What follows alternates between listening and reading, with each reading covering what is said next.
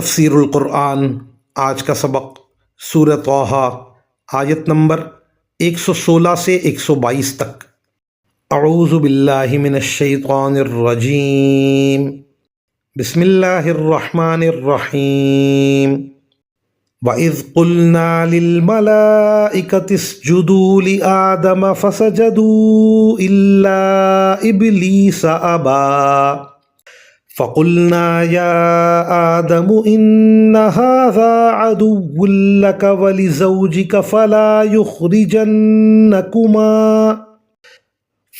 يُخْرِجَنَّكُمَا مِنَ الْجَنَّةِ فَتَشْقَىٰ إِنَّ لَكَ أَلَّا تَجُوعَ فِيهَا وَلَا تَعْرَىٰ وَأَنَّكَ لَا تَظْمَأُ فِيهَا وَلَا تَضْحَىٰ فَوَسْوَسَ إِلَيْهِ الشَّيْطَانُ قَالَ يَا آدَمُ هَلْ أَدُلُّكَ عَلَىٰ شَجَرَةِ الْخُلْدِ وَمُلْكٍ لَّا يَبْلَىٰ فَأَكَلَا مِنْهَا فَبَدَتْ لَهُمَا سَوْآتُهُمَا وَطَفِقَا يَخْصِفَانِ عَلَيْهِمَا مِنْ وَرَقِ الْجَنَّةِ وَعَصَىٰ آدَمُ رَبَّهُ فَغَوَىٰ ثُمَّ اجْتَبَاهُ رَبُّهُ فَتَابَ عَلَيْهِ وَهَدَىٰ۔ ترجمہ: یاد کرو وہ وقت جب ہم نے فرشتوں سے کہا تھا کہ آدم کو سجدہ کرو، چنانچہ سب نے سجدہ کیا البتہ ابلیس تھا جس نے انکار کیا۔ چنانچہ ہم نے کہا کہ اے آدم، یہ تمہارا اور تمہاری بیوی کا دشمن ہے، لہٰذا ایسا نہ ہو کہ یہ تم دونوں کو جنت سے نکلوا دے اور تم مشقت میں پڑ جاؤ۔ یہاں تو تمہیں یہ فائدہ ہے کہ نہ تم بھوکے ہوگے نہ ننگے، اور نہ یہاں پیاسے رہو گے نہ دھوپ میں تپو گے۔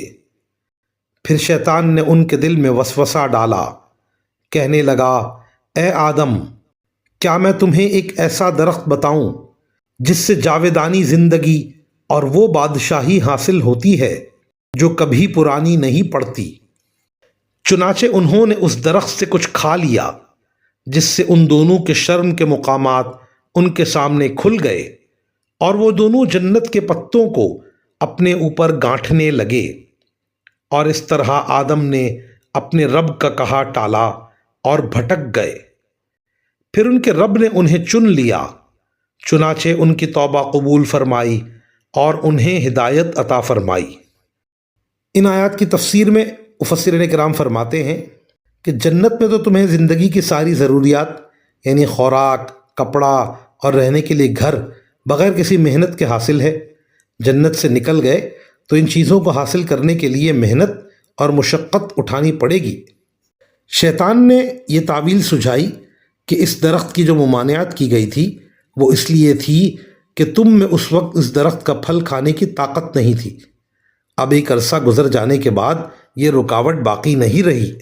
سورہ بقرہ میں بیان کیا جا چکا حضرت آدم علیہ السلام کی یہ اجتہادی غلطی تھی، جس کی حقیقت اوپر آیت نمبر 115 میں یہ بیان فرمائی گئی کہ ان سے بھول ہو گئی، اور اجتہادی غلطی اور بھول میں جو کام کیا جاتا ہے وہ گناہ نہیں ہوتا، لیکن چونکہ پیغمبروں کی شان بہت بلند ہوتی ہے اس لیے ان سے اس قسم کی اجتہادی غلطی کا سرزد ہونا بھی ان کے شایان شان نہیں ہوتا، اس لیے اسے حکم ٹالنے اور بھٹکنے سے تعبیر کیا گیا ہے، اور اس پر بھی توبہ کی تلقین فرمائی گئی ہے۔ وآخر دعوانا ان الحمد للہ رب العالمین۔